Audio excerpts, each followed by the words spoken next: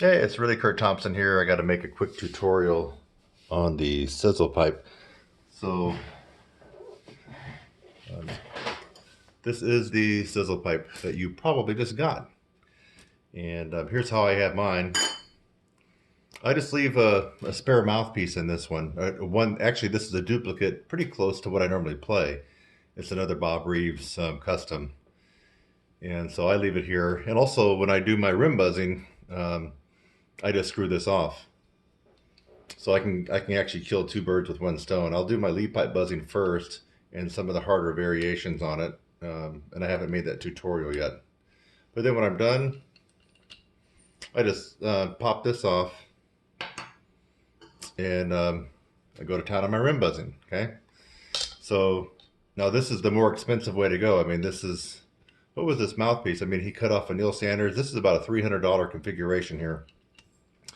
So if you don't have this, it's actually more affordable just to get my sizzle rim. It's just the rim itself. But if you already have spent $200 or $300 on a customized mouthpiece like that, then you can do what I'm doing here. I'd rather have the extra couple $100 in my bank account than have to do this, and by getting the sizzle rim. So if you don't have that, you may want to think about that. But anyway, that's how I leave mine. A couple places. I might leave it here, on the table during the day, or on the couch in the room, or if I take it with me in the car, and I can get a lot done with this, believe it or not, when otherwise you might be wasting time. Now, you notice that this is a huge 0.495 super duper extra large pipe. As a result, it won't necessarily fit most mouthpieces because our mouthpieces are only a certain dimension.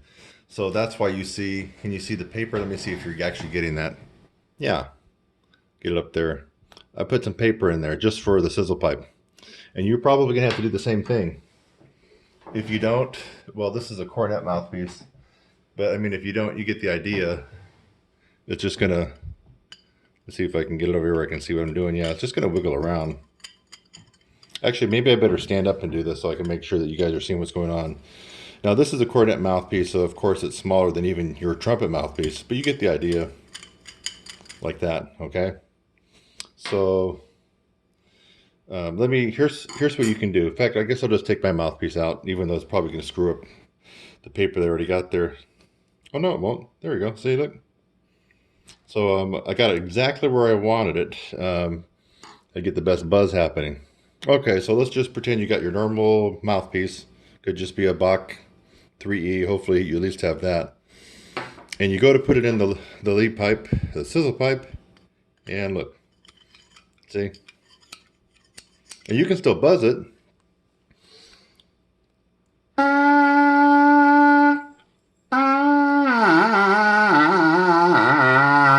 I mean, it still works, but I don't know. I mean, it can fall out. I like it snug in there a little bit better, but it will still work if you don't want to go the trouble of doing the paper trick. Now, this is cool little paper trick. And it might take you a couple of tries to figure out whatever. You can, if you want to be real, if you're an accountant type, or a software engineer type, you probably won't do what I'm about ready to do. You're probably going to measure everything off and you're going to cut scissors. I do it just the old-fashioned way here. Just tear a little bit off. Let me just tear about that much off. I believe in saving time by not being so anal about every damn thing. And that saved me so much time in my life. Now, that's probably going to be a little bit too much. So, I wonder if we just did this guy in half. We'll see. Okay.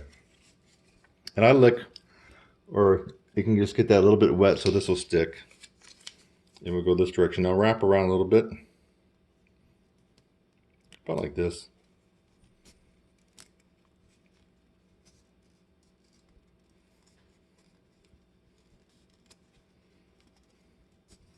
Yeah, that's probably good enough. Let's just see. I'll tear it off.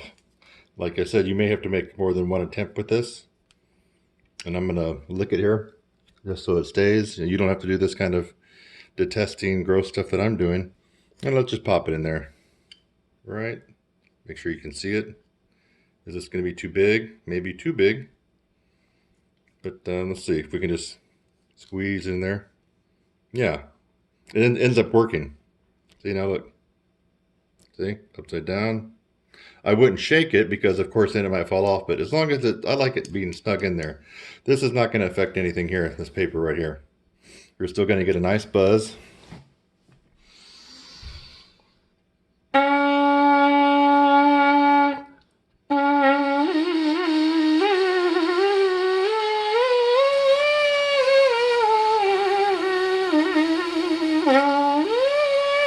How about a little higher? A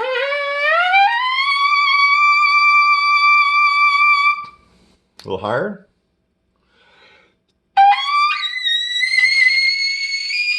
Oh, I think we just touched on a double E on the sizzle pipe, and I'm just kind of screwing around, folks. So it works. Can we go lower?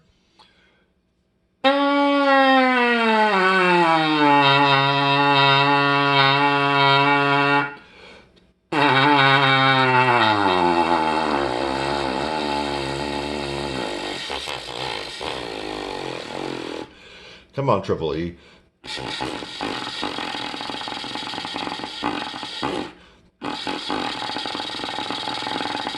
Almost a triple penalty, folks. So it went from double E down here, and there's all kinds of stuff. I haven't made my advanced tutorial on range building and flexibility with this. But for right now, if you just got this, just the 12 Bill Adam long tones,